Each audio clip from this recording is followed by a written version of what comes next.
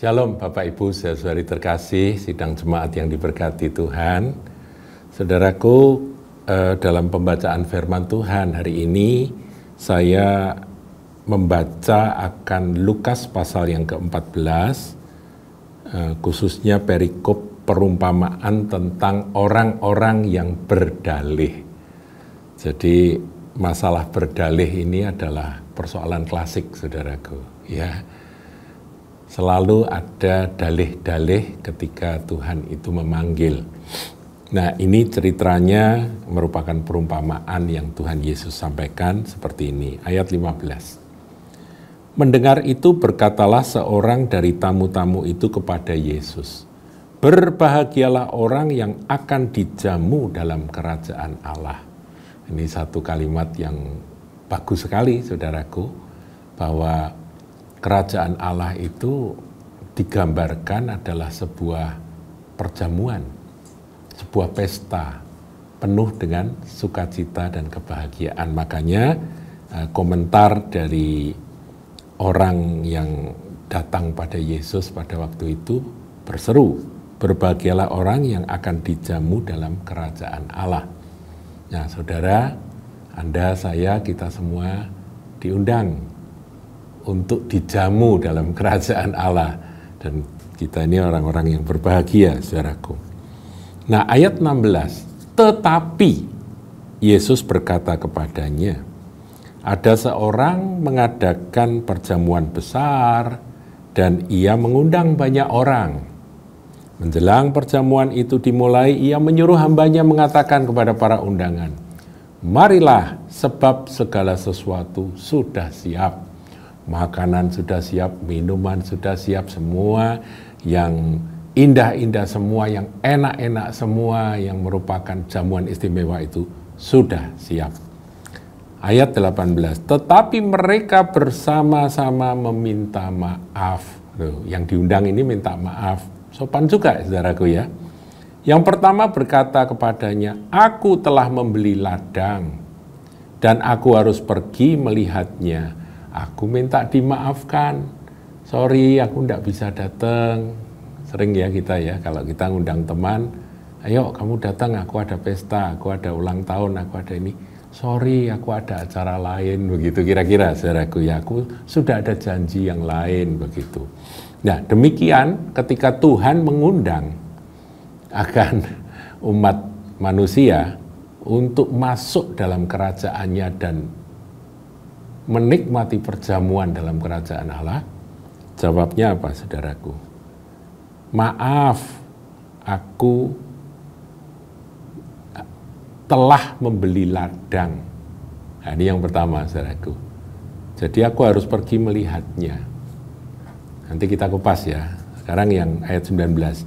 Yang lain berkata, "Aku telah membeli 5 pasang lembu kebiri dan aku harus pergi mencobanya.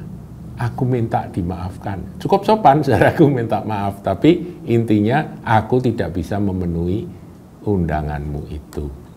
Yang undang pada raja segala raja, yang undang adalah dari undangan itu dari kerajaan di atas kerajaan, yaitu Allah sendiri, kerajaan Tuhan, kerajaan Allah.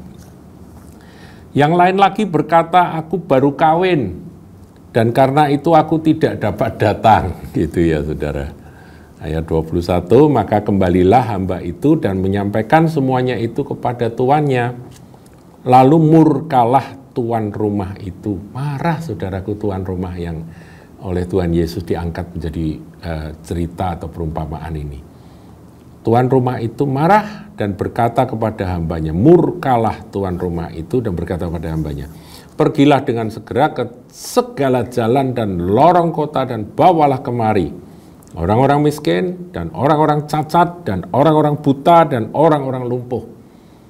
Tadinya yang diundang orang yang genah-genah, saudaraku, tapi karena mereka nggak mau, undang mereka yang cacat, yang buta, yang lumpuh, yang tadinya nggak diperkirakan untuk diundang, gitu ya. Ini dalam perumpamaan ini seperti itu.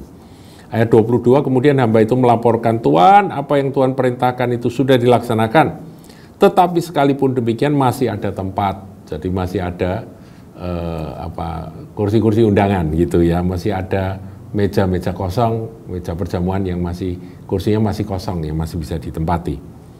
Lalu kata Tuhan itu kepada hambanya, pergilah ke semua jalan dan lintasan dan paksalah orang-orang yang ada di situ masuk karena rumahku harus penuh. Jadi suruh masuk, ayo siapa saja, paksa, dorong-dorong mereka, ya, nggak pakai syarat gitu ya. Sebab aku berkata kepadamu, tidak ada seorang pun dari orang-orang yang telah diundang itu akan menikmati jamuanku. Saudaraku, ini satu kisah ilustrasi dari Tuhan Yesus, perumpamaan dari Tuhan, yang menggambarkan betapa kecewa, sedih hatinya Tuhan. Tetapi peristiwa ini terjadi. Ada banyak orang yang tadinya orang baik-baik yang diharapkan akan bisa memenuhi akan undangan tersebut, mereka justru berdalih-dalih. Ya, saya akan coba kupas 3 dalih, saudaraku, yang dijadikan contoh. Yang pertama berkata ayat 18, aku telah membeli ladang dan aku harus pergi melihatnya. Saudaraku, ladang ini bicara tentang investasi. Jadi ini masalah bisnis besar. Saya membayangkan bahwa orang yang membeli ladang ini bukan seperti beli kacang goreng pinggir jalan atau beli sesuatu yang dengan mudah dia dapatkan. Ladang itu dia sudah rencanakan cukup lama untuk dia bisa membelinya. Dana untuk membeli ladang itu dia usahakan, dia raise fund, dia coba cari partner-partner bisnis begitu, saudaraku. Jadi ini bisnis investasi besar yang dia rencanakan dengan sepenuh hati, dengan sepenuh kemampuan, pikiran, dia fokus betul untuk bisa mendapatkan akan lahan bisnis tersebut. Kalau di zaman itu disebut ladang gitu ya. Jadi ini bukan seperti orang, ya ini ada ladang, berapa aku beli gitu, kemudian aku harus melihat itu. Bukan sesuatu yang memang diangan-angankan dalam bisnisnya dia sudah mengharapkan untuk bisa mendapatkan ladang tersebut. Dan ketika dia sudah deal, dia sudah melaksanakan akan pembelian ladang itu, sudah teken notaris, semua sudah, itu kan hatinya berbunga-bunga, saudaraku. Wah, berhasil, aku sudah bisa membeli apa yang aku harap-harapan, aku cita-citakan. Nanti di ladang itu aku akan usaha, nanam ini, nanam itu. Ya, ini kan zaman itu masih zaman agraris, saudaraku. Kira-kira begitu. Kalau zaman sekarang, ya sama, saudaraku. Dia sudah mempersiapkan akan seluruh kekuatan, seluruh daya pikirnya. Dia betul-betul potensi yang ada pada dia curahkan untuk bisa mendapatkan sesuatu yang bisa menjadi bisnis masa depannya itu. Dan itu mungkin membutuhkan waktu bertahun-tahun.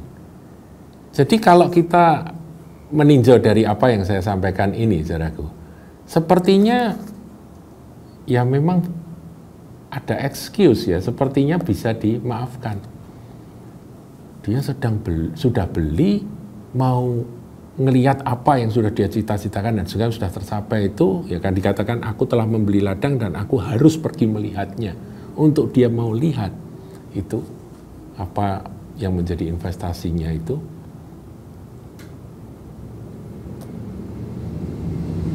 Tuhan murka. Ya. Tuhan yang punya gawe itu murka, saudaraku, marah. Jadi kita harus ngerti ya, perumpamaan ini tidak main-main. Untuk panggilan surgawi, saudaraku, tidak ada dalih apapun untuk saudara berkata atau kita berkata, aku baru sibuk ini, aku baru fokus ini sudah aku rencanakan lama. Jadi maaf ya, itu nggak bisa, saudaraku. Nah, sekarang yang lain lagi. Yang lain berkata ayat 19, aku telah membeli 5 pasang lembu kebiri dan aku harus pergi mencobanya. Kalau tadi ladang, ya ladang itu tempat untuk orang memulai akan usahanya, yaitu kalau zaman dahulu, zaman agraris, yaitu menanam apa, merencanakan untuk menggarap ladang itu terlebih dahulu. Sekarang alat untuk menggarapnya. Nah ini kalau zaman sekarang kalau sudah beli lahannya, sudah bangun gedungnya, ini mesin-mesinnya datang begitu saudaraku ya. Ya, saudara punya pabrik apa begitu ya sudah mendatangkan mesin dari China, mesin dari Jerman gitu. Ini mesinnya pas datang. Di situ ada 5 pasang lembu kebiri. Ini kalau zaman sekarang, ini seperti mesin-mesin untuk usaha kita ini baru saja datang. Makanya di situ dikatakan, aku harus pergi mencobanya. Kan itu harus dites.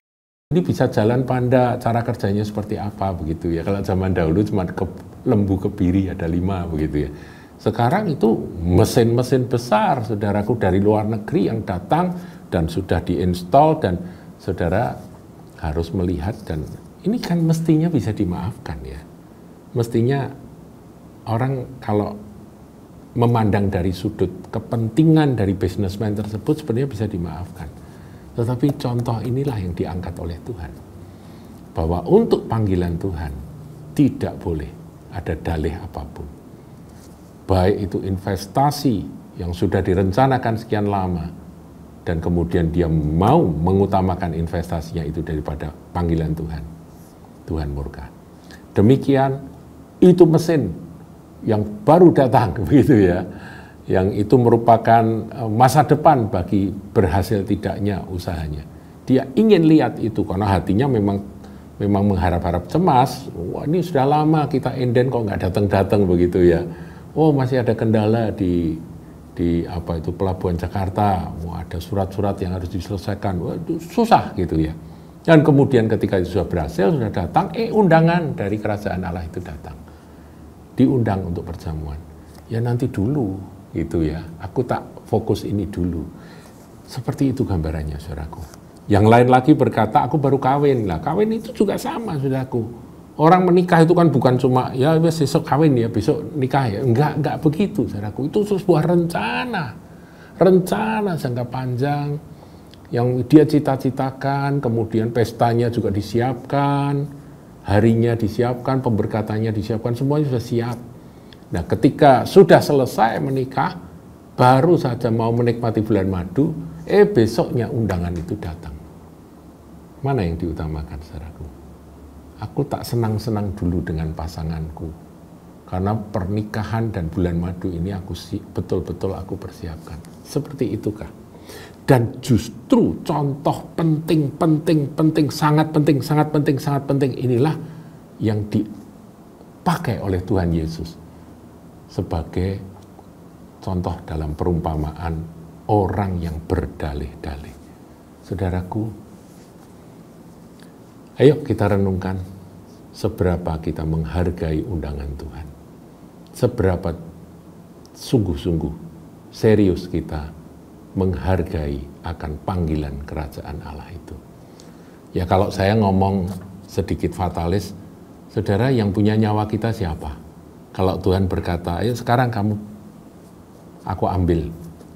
Baik itu pengantin baru, baik itu baru punya lahan baru, lahan investasi baru, baik itu mesin-mesin dari luar negeri datang dan mau lihat. Kalau Tuhan ambil jantung itu dihentikan, ya sudah selesai, saudaraku. Ya ini fatalis, saudaraku. Tapi kan bukan itu yang diceritakan. Yang diceritakan adalah kerelaan kita. Seberapa jauh kita menghargai dan mengutamakan akan panggilan kerajaan Allah itu. Bentuk dari panggilan kerajaan Allah yang mengundang Anda di perjamuannya itu bisa berbeda-beda. Tetapi Anda yang punya Roh Kudus pasti tahu. Anda yang takut dan cinta Tuhan pasti ngerti. Ketika Tuhan memanggil, kita harus siap sedia. Apa saja yang ada di hadapan kita lepaskan. Karena semua yang ada pada kita, itu dari Dia, oleh Dia, dan bagi Dia. Tuhan Yesus memberkati.